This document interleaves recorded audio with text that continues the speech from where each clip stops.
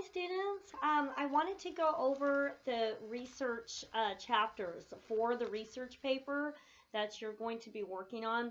So I wanted to just start by going over chapter 19 in the book for conducting research and using sources, just to hopefully clarify some of this. I know the idea of doing a research paper can be a little intimidating, but it's really just a process, and it's really just building on the skills that you've learned throughout the semester and that you've been working on. And so it's just, adding that other layer of the research. So if you look on page 393, chapter 19, it says how about conducting research and using sources? And it just says here, I like the way she opens with this. It says, although the words research paper have been known to produce anxiety worse than that caused by the sound of a dentist drill, you should try to relax. A research paper is similar to the kinds of expository and argumentative essays described in the earlier part of the book. It's just that you are using documented material as your support. So instead of using like examples from your own life, as support, you are using examples from the research. So you still need evidence, you still need examples, it's just that it's now from the research, all right? So it says you do need to focus your topic. So in our case, because you are writing about one of the stories from Literature Notes Writers, you should make sure you have your story picked out. You should make sure that you know the story well. I would read it over a couple of times again, even if, you probably read it the first time, for class or whatever, but I would read it through a couple times again just to make sure you understand the story. And then make sure that you have an idea on the story that you are working with. I think I gave this idea in the prompt. For example, if you were, so I'll use the same one. If you were working with the yellow wallpaper, and I think my sample thesis was something like that, going through what was likely postpartum, like in the yellow wallpaper by Charlotte Perkins Gilman, the narrator suffered from an unknown illness, which we think now was postpartum depression. Maybe that the sentence before the thesis, and something like experiencing postpartum depression without a correct diagnosis or correct support for that medical concern, it results in tragedy for both the woman and her family, something like that. It's tragic effects on the woman and her family, something like that. So that would be my big idea, right, that I would be working on. So you need an idea. So this is not a report, meaning when I say that, I just mean that you don't want to say, I am writing about the story of an hour, and then you kind of describe the story of an hour, and you have a lot of facts about the story of an hour, a lot of facts about Kate Chopin, and it's all kind of compiled together. That sounds, valuable in many ways, but it's not a research paper because you don't have a governing idea. You need a governing idea, and that big idea is your thesis. So, for example, I may have given this example before. I don't know if I have. If I have, bear with me. If I haven't, well, it's new. But if you've ever seen the TV show on PBS called Clifford the Big Red Dog, it's a children's animated show, and they are books on Clifford. If you've ever seen that show, on the show, they have Clifford's big idea of the day. And his big idea will be his, big idea. And if you haven't ever seen the show, Clifford is this giant red dog. And he's owned by Emily, this little girl, right? So they'll have Clifford's big idea of the day. So, for example, his big idea might be sharing, right? And then every episode of that day, maybe there are 2 or 3 episodes in that, time period, and each one has a different aspect of the big idea, sharing. So your thesis statement is your big dog idea. It's your big dog idea. I mean, it's like Clifford's his big dog, and this is his big idea. Your thesis is your big dog idea. So your big dog idea has to govern the whole paper, and then your every body paragraph is a different aspect of that big idea or a reason that supports that big idea. So for example, in the thesis I just gave about, this is again off the top of my head, but it's in the prompt. You could look at the prompt that that going through postpartum depression without the correct diagnosis or the correct medical support can bring tragic effects for the woman and her family. So I might have one body paragraph establishing that she did in fact have postpartum depression. I might have my research that had symptoms of postpartum depression and then evidence from the story that, look, she had those symptoms. So that's establishing that she had postpartum depression, right? I might have another body paragraph showing how it was tragic for her family, that her husband didn't have a true partner. He had this very ill person that he had to take care of, right? She couldn't take care of her child, so that's tragic, right? Couldn't bond with the baby. And then finally, I might have that it was tragic for her, that she was not in her right mind. She could not pursue her own dreams. She couldn't think clearly, etc. Right? But that's how categories. Keep thinking categories. We're still doing that, right? So, so focusing your topic is where to start really with that, because I might, if I were you, what I would do is I would maybe brainstorm the stories. If you're not really sure which story to pick, maybe just kind of jot down the stories or which ones you're thinking about, and then jot down ideas that you have for each one and try to say, okay, this is the one I have the most to say about.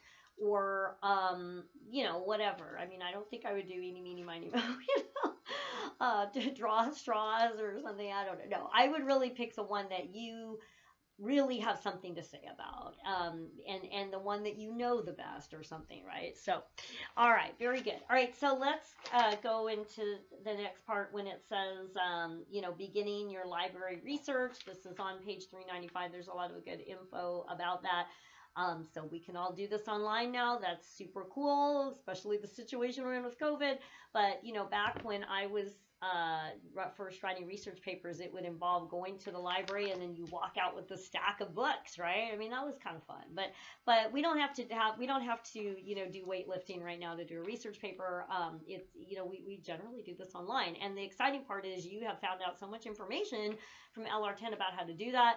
And Professor Tim Madigan is a really good resource. So if you are finding that you're having trouble finding an article on your idea, do contact him. He is just super, super fabulous at locating articles, and he's very willing to help. He knows the project, and we've been working together for a few years now, and I just find him like super awesome at finding articles. All right, so that's so you do want to begin your library research, which you're doing because of your annotated bibliography, and that is why I count the annotated bibliography as a paper, because I want you to be set up for success. There is nothing worse, really, than saving a research paper to the last minute, and there it is. It's due the next day or something horrifying, and it's the night before, and you're like, what am I going to do, And you're trying to find sources, and you're like, I don't know what to do with this article. What's that? This doesn't seem like what I thought it was, and I don't know what to do.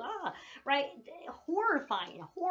Don't put yourself in that predicament, right? So by having an annotated bibliography, what that does is it sets you up for success, because now you're having to look at the articles, you're having to make sure that you know what that source is about. So you're not, well, it says it's on the yellow wallpaper. Cool, I got an article, but then you read it, it's not your idea, so it doesn't even help you, right? If you have a successful annotated bibliography, you know what the article is about. You're setting yourself up for success, and that's why I count it as a paper, because it's that important to be set up for success. I've honestly been in that predicament. It's a nightmare. So to avoid that, you want to set yourself up for success, and so really, have that solid annotated bibliography so that you're set up for that. So you should be looking for you should have your story down now. You should be really seriously considering your idea and start looking for your articles.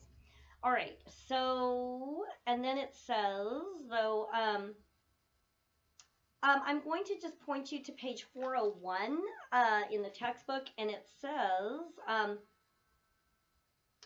Word of caution for internet users: be afraid, be very afraid. And then it says the internet offers researchers a wealth of information incredibly fast. However, the internet poses problems too. It may offer a great deal of information on your essay topic, but not always offer the best information. So you have to watch. Whoa, I just lost my necklace. You have to watch out for that. You do not want to, like, you might be researching something about the yellow wallpaper, for example, and find someone's high school paper on the yellow wallpaper. Oh, please don't do that. I mean, it's just ugh, like that's not academic research. That's not college academic research. You need scholars. You need the databases. You need college research. And it's not somebody's high school paper.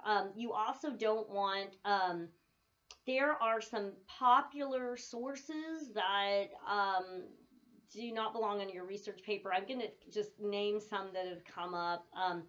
There's one called Study Help 123 or something. That's like for high school students trying to study for a test on the yellow wallpaper or something. I don't know. But it's not, it doesn't belong in your research paper. That is not a college academic source. Teen Inc. No. I mean, or that Reddit where it's like questions and answers and stuff like that. No, none of this stuff belongs in your research paper. I mean, like you're looking for, scholars, like there's researchers from, something.edu, right? Professor so and so who wrote a paper on this, or they could be experts on the issue. Like you're researching something about postpartum depression and you have a doctor giving what the symptoms of a postpartum depression, or a psychologist or somebody like that. Like they're an expert in the field, they're a researcher, they're a scholar.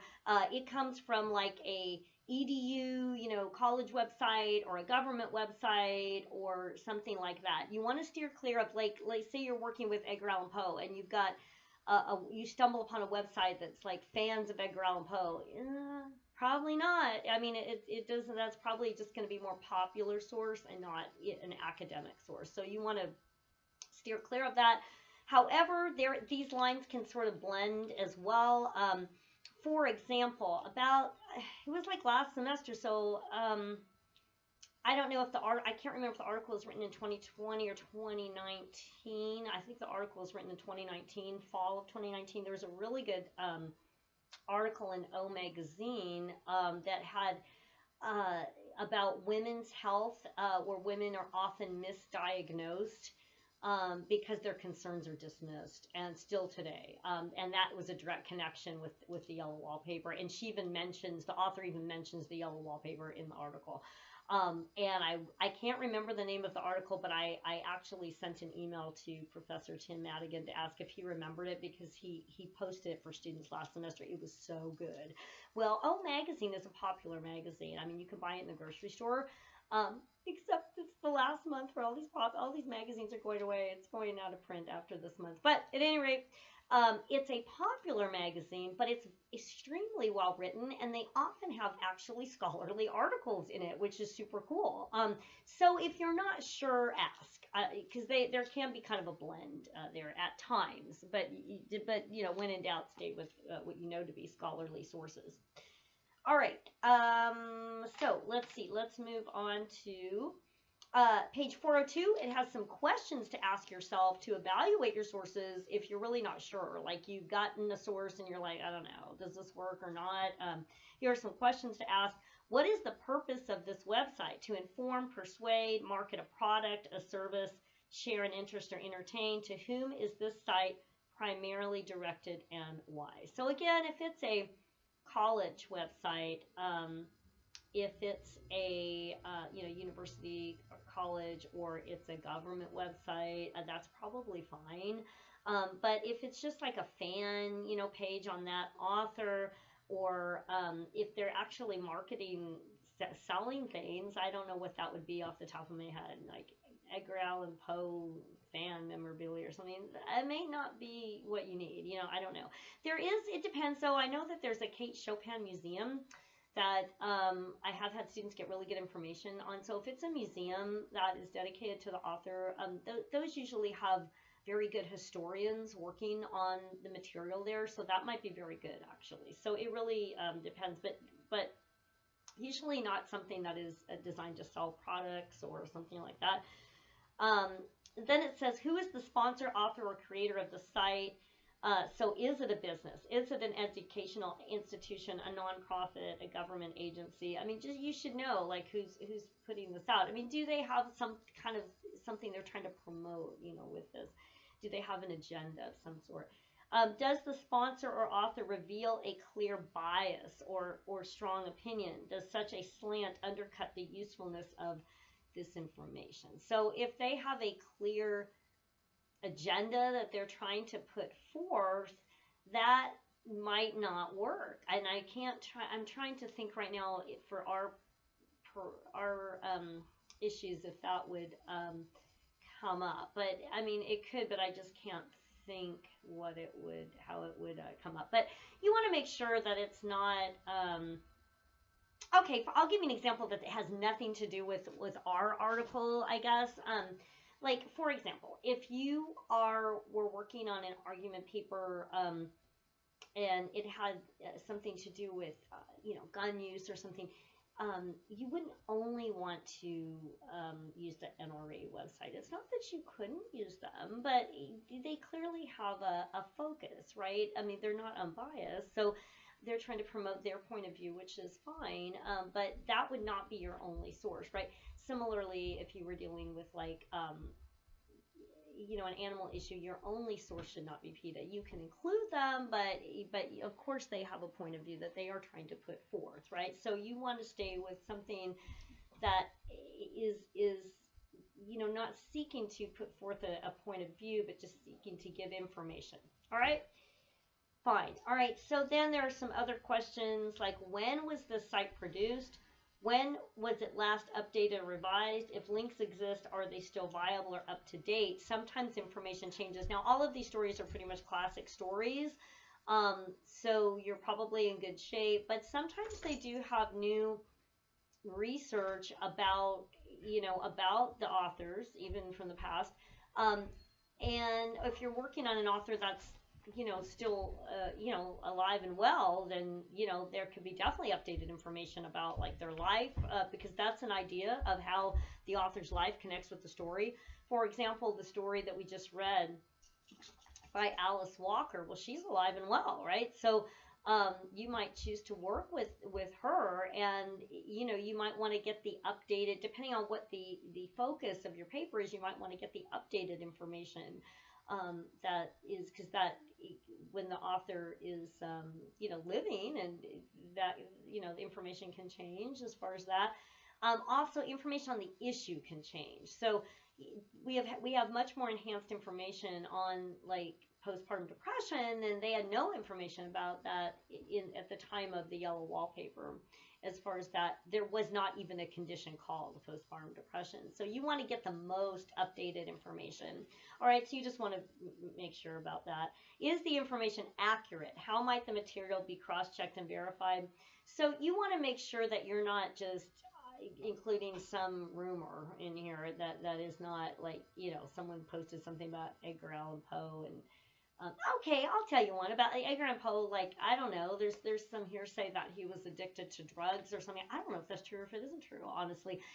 You can't put that in your paper unless if you have verification and you have facts, and they're verified by a couple of sources, but you're not just going to go randomly tossing these ideas around, right, unless it can be based in fact, right? So, and of course you're only going to put that if it connects to your thesis anyway, right? All right. So, and then it says the personal interview on page 403, you can conduct a personal interview. Now, this might be if you, maybe in your research you find that there is a scholar at a local university that is an expert on one of the authors that you're working on. That'd be super cool. Like, maybe you could interview them right by phone or by Zoom or something like that, right? You could do a personal interview, and you would actually cite that as a personal interview. For example, there is a Jack London story included in Literature and Writers. We didn't read it for this class, but if you want it, it's called To Build a Fire, is the one in our book. It's a great story. There is a whole Jack London collection at Sonoma State University, and there are folks that are Jack London experts, in the area. So let's say you were interviewing someone about that, or whatever. You would write down some questions, you would ask them, and then you cite that as a personal interview. So this gives you questions and things to ask. Also, it might be that you're interviewing someone about the issue, maybe about postpartum depression, about heart disease, from focusing on the story of an hour. Maybe someone that has really studied racism in depth as far as a scholar in looking at the societal implications of that, in like that maybe you're focusing on that for Desiree's baby, right? So you could interview this person, right? So again, they have to be an expert in the field. Not just random people. I'll give you an example of that, of how that can what you don't want to do. Um, a while back, I was working in the writing center at Napa Valley College, and I was working with a student who was working on a paper, and it was a great paper. She was doing a really good job, but part of it, all of a sudden, her argument started to fall apart a little bit, and it was something about education. I can't remember the exact prompt and all that, but it was something about education, and it said that all of a sudden there was this example that it wasn't really working that well, and it said something about that back like 30 years ago, like all students did all the reading, everybody did, like, they all went to class, never missed class, they did all these, they were just the perfect students 30 years ago. And I thought, whoa, I was a student 30 years ago. I know that's not true. I thought, you want to avoid absolute phrasing. I mean, we just can't get everybody to do the same thing. Everybody's an individual, right? So we have to reflect that variance in humanity, right? So I know that not everybody was doing that 30 years ago. So I was like, where did this evidence come from? Well, it turns out that she was working on her paper at Starbucks, and wouldn't that be nice to be able to do that now? But and there, a random lady was sitting next to her, and she said to her, "Oh, what are you working on?" So she told her, and the lady said, "Oh yeah, I remember 30 years ago," and it came from her, right? And so her recollection was that she had been a student 30 years ago, and she thought that that's what she remembered. But we tend to sort of romanticize the past and how it was a simpler time back then, and we all did the reading, and we all just did everything perfectly, but we didn't. So you can't rely on random people from Starbucks, as nice as they might be. And I totally got it, because the student was trying to be polite to her and respectful to her, and she was an older person who had memories, and that's lovely, but they just can't go in your paper unless that person was a professor who did a study on it and has been tracking student behavior for 30 years. Yeah, you can quote that person. Like, you're going to quote the study, right? But otherwise, no. All right, so I'm going to move on from that. And so it has a whole different, ups and downs of how to do that interview, how to do the questions, how to conduct the interview. So you can read more into that if that works for you. And I have had students do that, and it's been like very, very effective.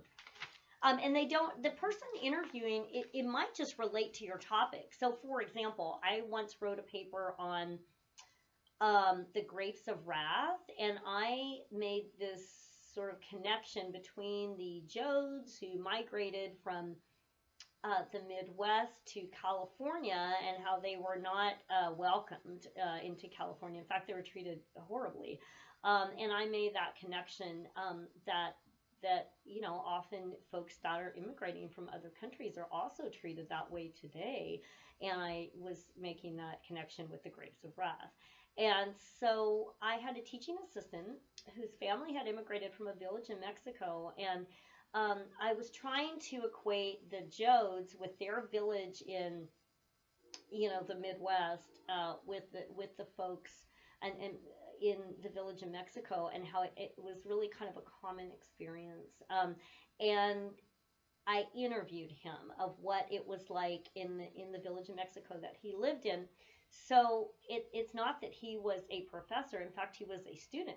But he had firsthand knowledge of something that I did not have firsthand knowledge of. So you can interview someone in that capacity if it supports your thesis. And so if you're not sure, and you want to see if your idea would work, then do ask me. Okay, so I'm going to skippity-doo-dah a little bit. It does have a lot of information about annotated bibliographies that are, I think, helpful. And, okay, I am going to go all the way to page 421. 421.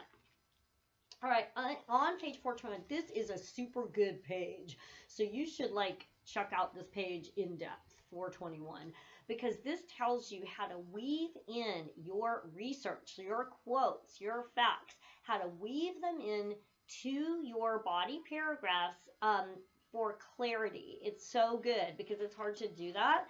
So it says, be aware that a research paper is not a massive collection of direct quotations and paraphrased ideas glued together with a few transitional phrases. No, it is instead an essay in which you offer your thesis based on and supported by your research. So, your thesis is driving the car, okay? You're driving the car with your thesis, right? So research supports your thesis. It's the evidence that supports your thesis, not the other way around. We're not just slapping in our research, you know, like, here we go, right?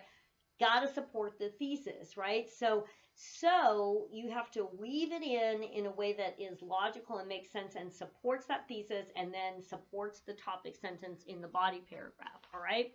So really, this is really, really important. So it says, consequently, you will need to incorporate and blend in your reference material in a variety of smooth and persuasive ways. All right, so then it says here are some suggestions. Number one, she says, is use your sources in a clear and logical way. Make sure that you understand your source material well enough to use it in support of your own thoughts.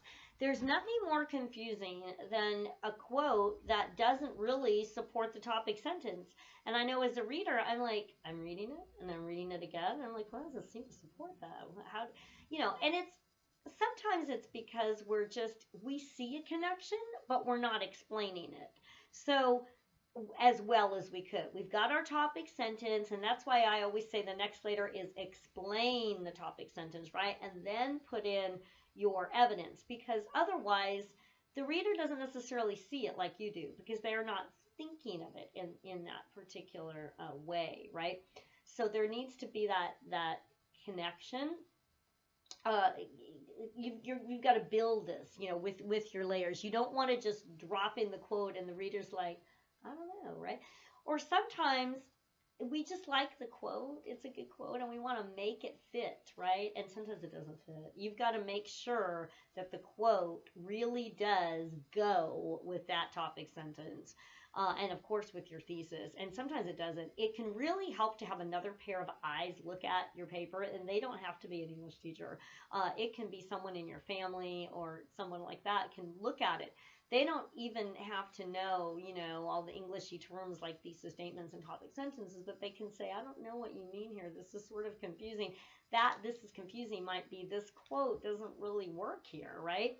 I used to have my dad read over all my papers, and he's just really good at that. It wasn't his field, but he's just good at that. And so I remember him looking at a paper of mine, and I knew this one quote. I just loved this quote, but it didn't quite fit. But I could kind of force it in, you know. And so I did that. And as soon as he said, "There's this quote in this one paragraph," I don't think this really fits, and I knew what quote it was, but I said, but I like that quote. He goes, but it doesn't support your topic sentence. I'm like, no, I gotta go. I gotta get that quote out of there, right? So you could save it for another paper maybe, but at any rate, so it needs to be clear and logical.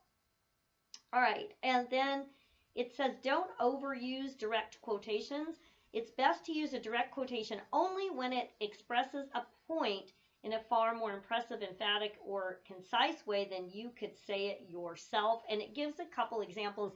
So basically, you just don't want quote, quote, quote, quote, quote, and there's no you in there. It's all just this compilation of quotes, right? You're driving the car, right? So the quotes are the passengers, right? It illustrates your point. It's evidence. It's an example, but it's you driving the car. It's you with your thesis. It's you with your topic sentence and your explanation. The quote is just the evidence, right? So again, not just series of quotes like kind of slapped in, right? So no.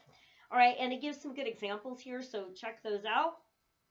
It says then, finally, on the bottom of the page 421, when you do decide to use direct quotations, don't merely drop them into your prose as if they had fallen from a tall building. This is really, really, really important.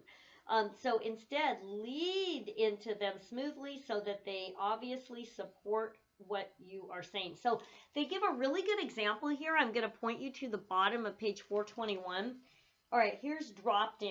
All right, so I'm going to read this. It says, scientists have been studying the ill effects of nitrates on test animals since 1961. Fine. Then we have a quote. Nitrates produced malignant tumors in 62% of the test animals within 6 months, and then we have a citation. Well, who said that? Really? There's like, where did that quote come from? It's just dropped from the sky, right? Don't drop your quotes from the sky. Like, whoa, quotes are coming. That's amazing, right? No, you need to explain who said it. This is what I call setting up your quote. So you should set up your quote.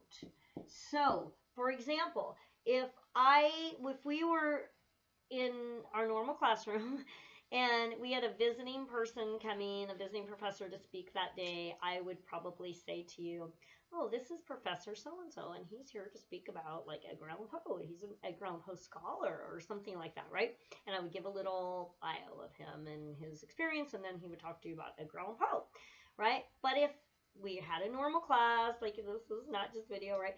And we're sitting there and you're expecting me to go over something at the board, and instead there's some random person up at the board and I'm not saying anything and they just start talking, it would take you a minute to go, who is that guy? Oh, okay, he's talking about Edgar Allan Poe.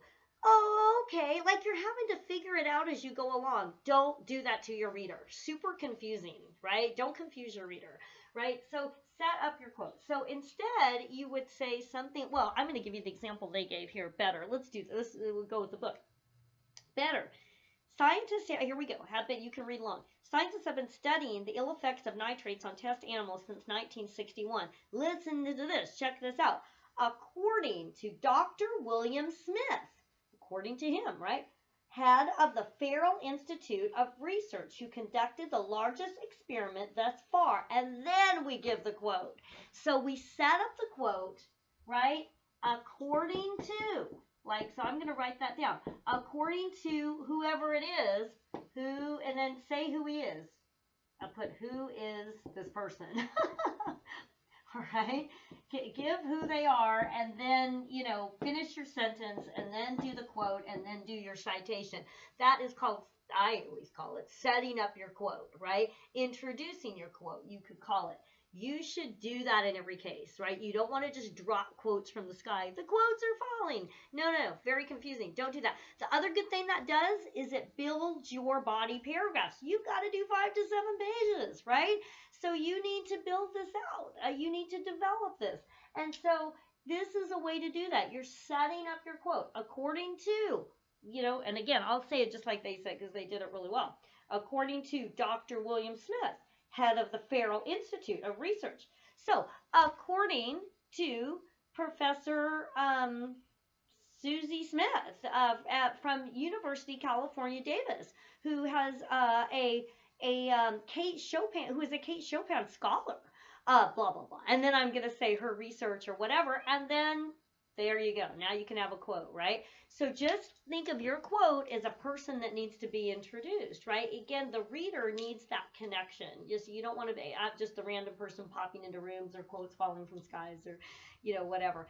And it develops your paper, all right? So that's hugely important, and I definitely check out 421. It's really good. Okay, so let's move on.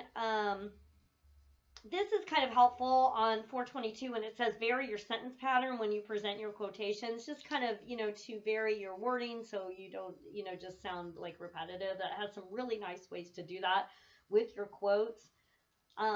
So then, okay, then this is really important. On page 423, it says make certain support for your assertions or claims is in the paper and not still in your head or back in the original source. sometimes we have the evidence in here and we forget to put it on the paper, right? So you should make sure that your evidence gets on the paper, right? I mean, you have to prove it. So this is your big idea, big dog idea in your thesis. You have to prove it in the paper. And it's like if you were in a court of law, but you had no evidence, the evidence is here, and it can't just be here. It's a starting place, but it's got to be on the paper, right? So that's a really good point, and they detail it quite well. So, and they give some really good examples. So I'll just have you check that out. And then it says, don't let the reference material dominate your essay, because again, it's not just a compilation of quotes and facts. It's you driving the car. There should be mainly you, supplemented and supported by the research, not the other way around. So I'll let you check that out.